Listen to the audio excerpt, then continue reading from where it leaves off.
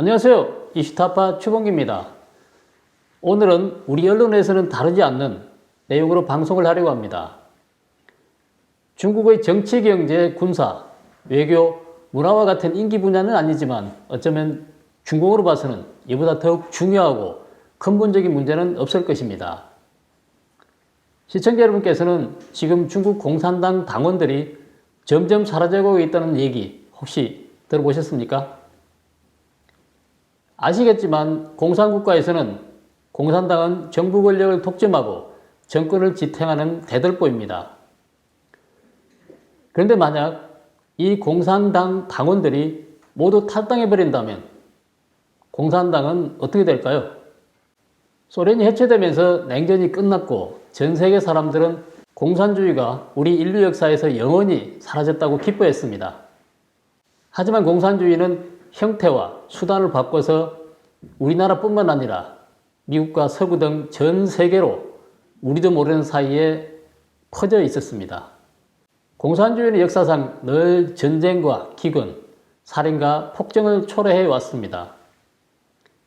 지구 역사상 존재했던 그 어떤 체제나 이전과 달리 공산주의는 인간의 존엄성과 본질적 가치를 말살하고 더 나아가 아예 인류 자체를 없애버리려고 합니다. 에포크타임스는 이러한 공산주의 본성과 목적 그리고 인류 전체를 적으로 삼는 이유를 분석하고 그 해결책을 찾기 위해 2019년 말에 공산주의 유령은 어떻게 우리 세계를 지배하는가 라는 책을 펴냈습니다. 이 책이 나오기 전 2004년에는 에포크타임스는 이미 신문에 연재한 논평을 모아서 구평 공산당이라는 책을 출간했습니다. 공산당에 대한 9가지 논평이라는 뜻의 이 책은 공산당의 실체를 거짓, 사악, 투쟁으로 분석했고 이것이 중국 공산당 탈당 운동을 촉발하는 계기가 됐습니다. 참고로 이 책은 오는 2분기 중에 개정판이 나올 예정이라고 합니다. 이 책에 공감한 중국인들이 공산당 탈퇴와 해체를 미래의 새로운 중국을 위한 척건으로 인식하고 이를 실천에 옮기기 시작했다고 합니다.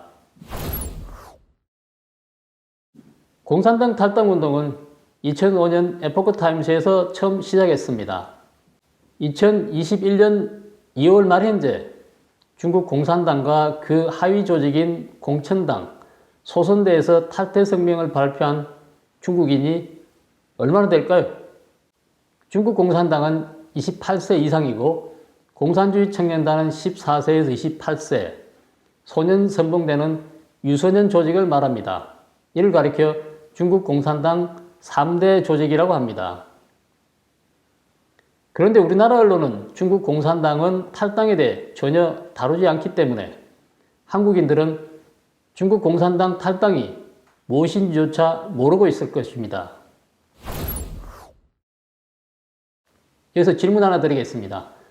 현재 중공 3대 조직을 탈당한 중국인은 총 몇 명이라고 생각하십니까? 정답은 3억 7천만 명입니다. 정말 놀랍지 않습니까? 그 수에 한번 놀라고 언론에서 전혀 다루지 않아서 또 한 번 놀라고 2번이나 놀랍지 않습니까? 이를 두고 해외 중국 전문가들은 중국 공산당의 완전 붕괴까지 점치고 있습니다. 하지만 변화무쌍하고 강개하고 치밀한 공산주의는 또 다른 형태로 진화하려고 할 것입니다. 현재 공산당 탈당운동을 주도하는 국제 비영리 민간 기구가 설립되어 중국인들의 탈당을 돕고 있다고 합니다. 지난해 7월 전임 정부 때 중국 공산당원과 그 가족의 입국을 금지하고 당시 미국에 체류 중인 당원과 가족을 추방하는 방안까지 들고 나왔습니다. 당시 뉴욕타임스도 이를 보도했습니다. 그 후 뉴욕에 본부를 둔 글로벌 탈당센터 사무실에 찾아와 탈당에 대해 문의하거나 수속을 밟고 탈당 증명서를 받아가는 사람들이 늘었고 관련 문의도 큰 폭으로 증가했다고 합니다. 뉴욕타임스는 중국 공산당원 수를 총 9,200만 명으로 추정하는데 그중 상당수의 공산당원이 이미 탈당했을 것으로 추측됩니다. 감염 등으로도 탈당할 수 있으므로 암암리에 탈당을 하고 있다고 합니다. 지금 미국 글로벌 탈당 센터에서는 탈당하고 싶다는 문의가 빗발치고 있다고 합니다.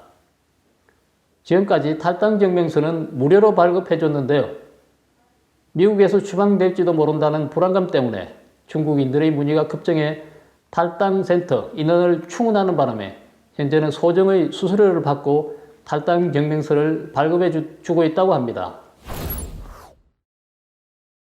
증명서를 발행하는 탈당 센터는 민간단체지만 미국 이민당국은 이 증명서가 중국 당원이 아니라는 것을 입증하는 문서로 인정하고 있다고 합니다. 1991년에 소련은 공산당원 420만 명이 탈당했을 때 해체됐습니다. 소련이 해체된 가장 근본적인 이유는 자유를 억압하는 권위주의와 비효율적인 사회주의 경제체제 때문이었다는 것이 전문가들 대다수 의견입니다. 중국도 이처럼 공산당원 탈당 러시가 계속 이어져 중공 정권이 해체된다면 중국은 어떤 모습이 될까요? 중국인들은 공산당 독재하에서 말살된 도덕과 인성을 회복하고 5천년 유구한 전통문화도 덩달아 부활할 것입니다. 그러나 문제는 중공이 지금 당장 해체된다 하더라도 이미 전 세계에 널려 퍼져 있는 공산주의와 사회주의는 바로 없어지지 않는다는 점입니다.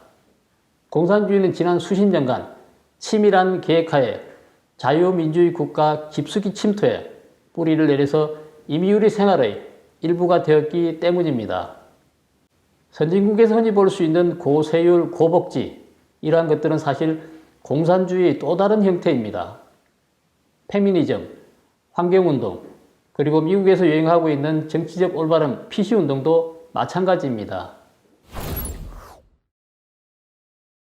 현재 미국은 자유민주주의와 공산주의 간 최대의 격전지입니다.